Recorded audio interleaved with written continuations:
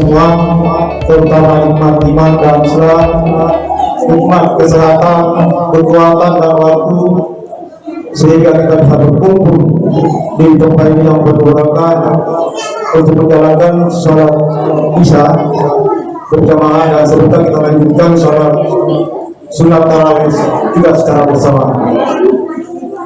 Kami muslimin dan muslimat yang terdahulu dan yang akan datang, terima kasih saya ucapkan kepada Musti sudah menyampaikan bahwa alhamdulillah sudah ada daftar atau list penceramah yang mengisi malam-malam bulan suci Ramadan, yaitu di mana malam 10 dan 20 diisi oleh para ustaz dan memang dia profesinya, dan malam ke-21 sampai 30 diberikan kesempatan kepada anak-anak kita, ada di kita santri yang kemungkinan adalah diberikan tugas dari sekolahnya dibawakan oleh ustaz. Mohon maaf, mungkin saya berlayar katakan ustaz. Saya perlu ketahui Bapak Ibu, ustaz itu adalah bahasa Arab, guru, betul kan? Ustaz itu adalah guru. Ya. Guru adalah, tapi guru kalau ustaz, guru itu dia menyampaikan ilmu agama. Apa bedanya guru, dosen dengan ustaz? Pada saatnya adalah sama, adalah memberikan materi ceramah. Saya bukan ustaz, tapi saya melebihi daripada ustaz memberikan ceramah. Saya kadang 3 hari memberikan ceramah, karena saya sebagai pengajar bergerak di dalam pendidikan adalah dosen mahasiswa saya. Nah, itu perbedaannya. Kalau dosen dengan guru itu adalah ilmu pengetahuan diajarkan oleh yang umum. Kalau ustaz ya tentunya ilmu agama. Oleh karena itu siswa baik di SD di program tinggi, apabila gurunya itu mengajarkan guru agama, ilmu agama, maka dipanggillah sebagai ustaz. Kita ini yang mengajar ilmu umum tetapi bagi upah.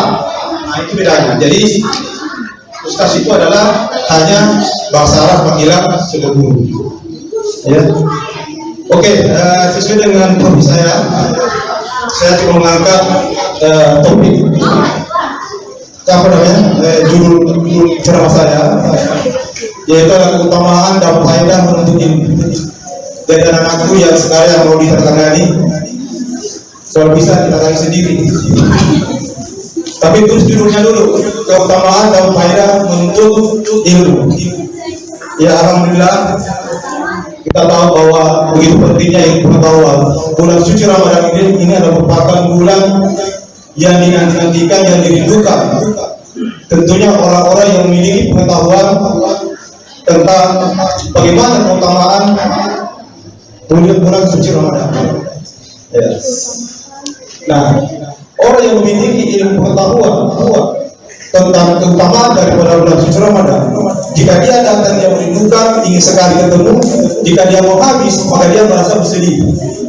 Kenapa? Karena disitulah dikatakan bahwa bulan suci Ramadan adalah bulan yang dilipat gandakan pahala apa saja yang kita lakukan secara ikhlas. Seperti itu. Maka dia akan bersedih.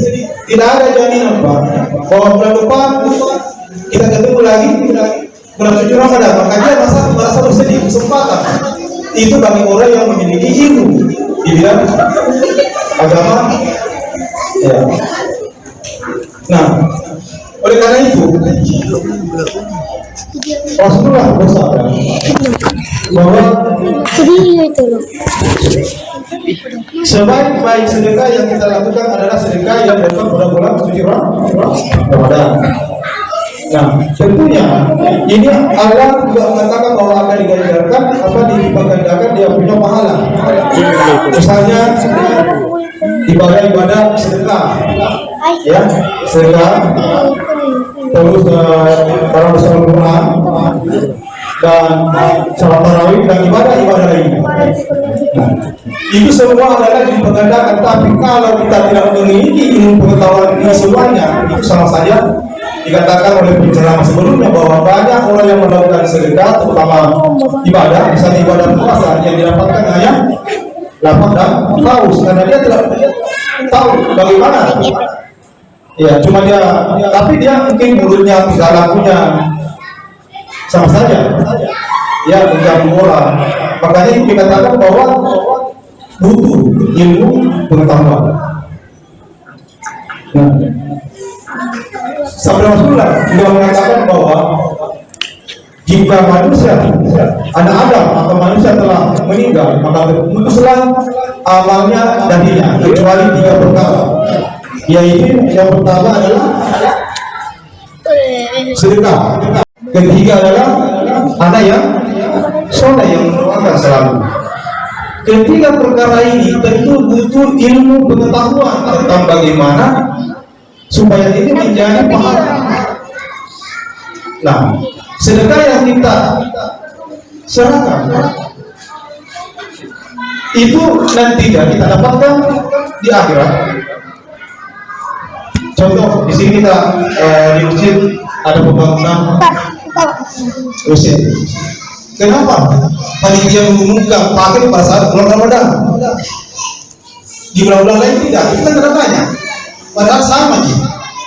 Kenapa menunggu bulan Ramadan? Karena bulan Ramadan adalah beberapa bulan yang dipadankan. Bukan berarti nantinya kalau sudah bulan Ramadan tidak usah lagi bikin minuman, tidak usah lagi bersedekah pembangunan masjid kita. Tidak begitu. Jadi yang kedua adalah ilmu yang bermanfaat. Ilmu yang bermanfaat ini juga kalau kita tidak memiliki pengetahuan bagaimana supaya kita bisa mendapatkan nantinya di akhirat. Ya. Tentu tidak ini karena kalau ilmu itu kan ada yang bermanfaat, ada yang tidak bermanfaat. Contoh misalnya kalau bermanfaat, ya ustaz misalnya mengajarkan anak-anaknya cara sholat berwudu. Nah, tentu ini adalah anak ini jika dia lakukan dengan benar maka ustaz ini nantinya kalau tidak ada perayaan oleh murid-muridnya kelak menjadi orang yang baik, itu juga mendapatkan gurunya ini yang sudah ada. Anak yang soleh. Nah ini Pak perlu bagi kita semua orang tua, peran kita sebagai orang tua terhadap anak-anak kita, bagaimana kita membina, mendidik. Saya salut kepada orang tua yang mungkin kesempatan yang tidak ada dia mendidik anaknya di tempat-tempat katakanlah masuk pesantren, ya tempatnya perempuan. Nah, karena kita juga dapatkan nanti kalau kita membiarkan anak kita senangnya apa. Ya, saya juga merasa melihat anak kita di sini yang saya selalu post. Jam 12 masih ada anak yang seperti estetika berkeliaran. Saya berpikir ini orang tuanya sudah tidur, anaknya lagi keluar atau bagaimana? Walaupun hanya mungkin dia mau beli di awal cemilan apa, tapi kan kasihan. Dalam malam anak-anak dibiarkan berkeliaran. Oke. Terus pengetahuan atau ilmu ini banyak yang sudah kita lihat di Al-Quran dan Hadis. Salah satu pengarang buku yaitu adalah Ibnu Qayyim al-Jauziyah dalam kitabnya Dua Ilmu 129 keutamaan. Yang kedua adalah menuntut ilmu adalah merupakan ibadah. Ilmu bisa mengantarkan kita mendapatkan masuk surga. Ilmu bisa kita menata hati. Kalau saya susah sampai mungkin banyak sekali, dan saya mencoba menjelaskan semuanya 109 kalau waktu panjang. Ya. Oke. Nah, yang pertama adalah kita ada juga sabda Rasulullah mengatakan seperti ini, "Man arada dunia bahagia hidup." Jika Anda menginginkan bahagia di dunia, maka tuntutlah ini. Wa man arada khairan bahagia di ilmi. Jika barang siapa yang mau bahagia di akhirat, maka tuntutlah ini. Wa man arada bahagia di ilmi. Pada siapa yang menginginkan akhirat, itu yang maka tuntut ilmu. Ini bukan saya berkata, saya menyampaikan, Pak. Ini Rasulullah yang bersabda. Jadi tidak ada kata kuncinya bahwa ilmu itu sangat kita kejar. Nah, memang ilmu pengetahuan merupakan sarana atau harta yang kita miliki yang kelak bisa kita mengantarkan membina rumah tangga kita, membina lingkungan kita dan lain sebagainya. Tanpa ilmu saya rasa kita tidak bisa. Nah, salah satu surat Mujadalah berasal dari ayat 11 yang berbunyi seperti ini. Bismillahirrahmanirrahim.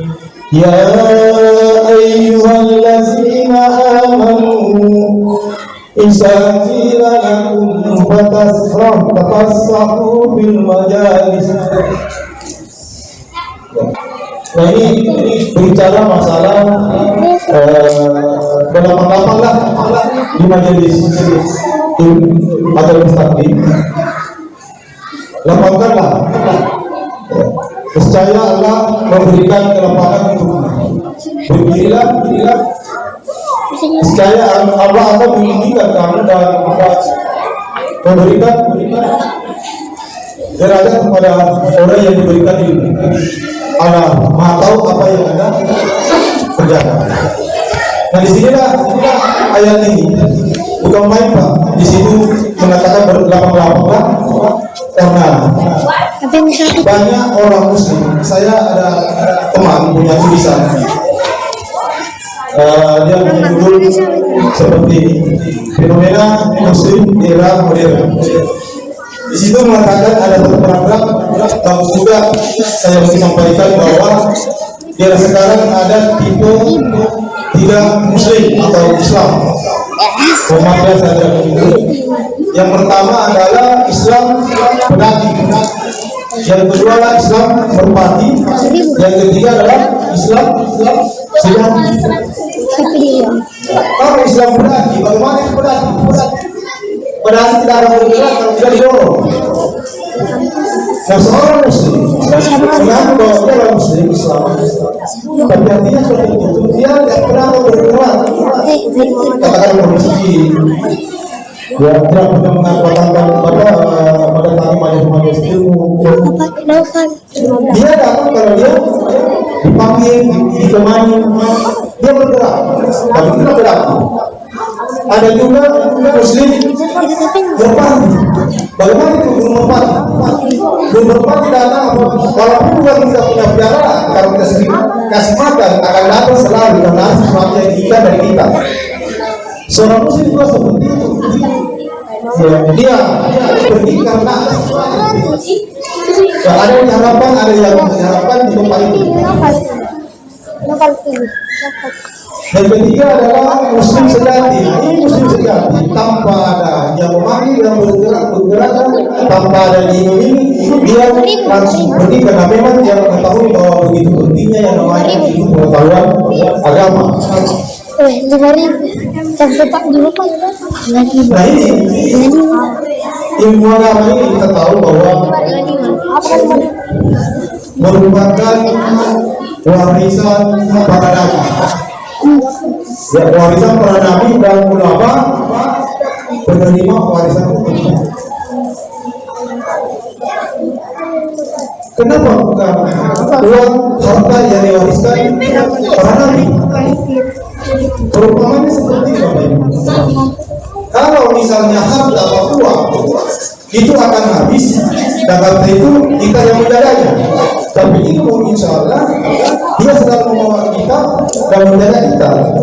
Contoh misalnya kita diberikan uang ya saya ambil yang memiliki misalnya 10.000 atau 50.000 ya, kita serahkan 10.000, 20.000, 30.000 sampai nanti habis. Data yang keenam, mohon maaf sudah habis. Tadi ada yang terakhir yang kelima saya kasih. Tapi soalnya bagaimana kita berdoa? Tidak pernah Ustaz mengatakan mohon maaf sudah habis. tadi ada 7 orang saja sudah habis, sudah punah. Semakin dia memberi, semakin dia adalah mendapat pahala. Nah itu contoh. Oleh karena itu para nabi dia ilmu pengetahuan yang dia wariskan. Ada juga kisah seperti zaman Rasulullah, Abu Bakar Siddiq, dia ke pasar melihat fenomena selalu bapak-bapak datang berkumpul walaupun itu jam utamanya untuk membeli apa-apa di pasar.